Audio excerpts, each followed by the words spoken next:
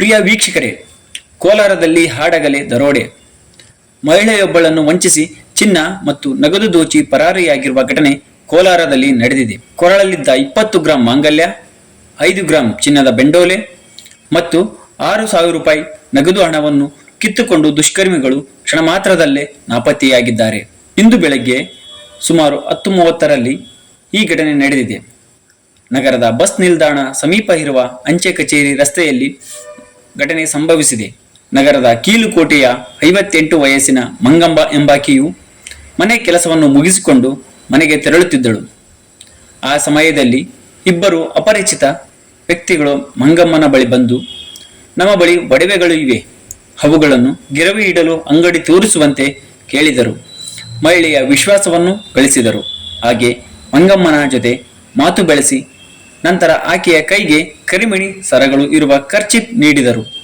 Kerchief ನೀಡಿದ ತಕ್ಷಣವೇ ಮಂಗಮ್ಮ ಪ್ರಜ್ಞಾಹೀನಳಾಗಿ ಕುಳಿತುಕೊಳ್ಳುವಂತೆ ದುಷ್ಕರ್ಮಿಗಳು ಮಾಡಿದ್ದಾರೆ. ಆ ಕೂಡಲೇ ದುಷ್ಕರ್ಮಿಗಳು ಮಂಗಮ್ಮನ ಕತ್ತಿನಲ್ಲಿದ್ದ ಚಿನ್ನದ ಸರ ಮತ್ತು ಓಲೆ ಅಲ್ಲದೆ 2 ಮನೆಯವರು ನೀಡಿದ್ದ ಸಂಬಳವನ್ನು ಕ್ಷಣಾರ್ಧದಲ್ಲೇ ಕಿತ್ತುಕೊಂಡು ಪರಾರಿಯಾಗಿದ್ದಾರೆ. ಹಾಡ ಹಗಲಿನಲ್ಲಿ ಅಷ್ಟೊಂದು ಜನಸಂದಣಿ ಇರುವ ರಸ್ತೆಯಲ್ಲಿ ನಡೆದ ಈ ಒಂದು ಘಟನೆ ಸ್ಥಳೀಯರನ್ನು ಬೆಚ್ಚಿ ಬೀಳಿಸಿದೆ. ಘಟನೆಯ ಬಗ್ಗೆ ಮಂಗಮ್ಮನ ಮಗ ಅಶೋಕ್ ಏನ್ ಹೇಳಿದ್ದಾರೆ ಕೇಳಿ. ನಮ್ಮ ತಾಯಿ ರೋಡಲ್ಲಿ ಮನೆ ಕೆಲಸ ಮುಗಿಸ್ಕೊಂಡು ಮನೆ ಕಡೆ ಹೋಗ್ತಿರೋದು, ಯಾರೋ ಅಪರಿಚಿತ ಇಬ್ಬರು ವ್ಯಕ್ತಿಗಳು ಬಂದು ಏನೋ ಮಾತಾಡೋ ಥರ ಬಂದು ನಿಂತು ಮಾತಾಡಿದ್ದಾದಮೇಲೆ ಏನೋ ಕೇಳಿದಾದ್ಮೇಲೆ ಕೈಗೇನೋ ಸರ ಕೊಟ್ಟಿದ್ದಾರೆ.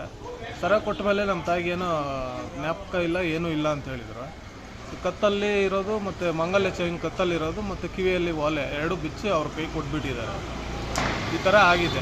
ಘಟನೆ ಬಗ್ಗೆ ಮಾಹಿತಿ ತಿಳಿದ ಕೂಡಲೇ ಸ್ಥಳಕ್ಕೆ ಧಾವಿಸಿದ ನಗರದ ಸಬ್ ಇನ್ಸ್ಪೆಕ್ಟರ್ ಹೊನ್ನೇಗೌಡ ಸುತ್ತಲೂ ಇರುವ CCTV ದೃಶ್ಯಗಳ ಆಧಾರದ ಮೇಲೆ ಆರೋಪಿಗಳನ್ನು ಪತ್ತೆ ಹಚ್ಚಲು ಕ್ರಮ ಕೈಗೊಳ್ಳಲಾಗುವುದು ಎಂದು ಆಕೆಯನ್ನು ಹೆಚ್ಚಿನ ವಿಚಾರಣೆಗಾಗಿ ಠಾಣೆಗೆ ಕರೆದುಕೊಂಡು ಹೋಗಿದ್ದಾರೆ. ಇಂತಹ ಘಟನೆಗಳು ಮತ್ತೆ ಮರುಕಳಿಸದಂತೆ ಕೋಲಾರ ಜಿಲ್ಲೆಯಲ್ಲಿ ಪೊಲೀಸರು ಪ್ರಕಟಣೆ ಹೊರಡಿಸಿದ್ದಾರೆ. ನಗರದಲ್ಲಿ ಅಪರಿಚಿತ ವ್ಯಕ್ತಿಗಳ ಜೊತೆ ನಂಬಿಕೆ ಇಡಬೇಡಿ ಮತ್ತು ಯಾರಾದರೂ ಅನುಮಾನಾಸ್ಪದವಾಗಿ ವರ್ತಿಸಿದರೆ ತಕ್ಷಣವೇ ಪೊಲೀಸರಿಗೆ ಮಾಹಿತಿ ನೀಡಿ ಎಂದು ತಿಳಿಸಿದ್ದಾರೆ.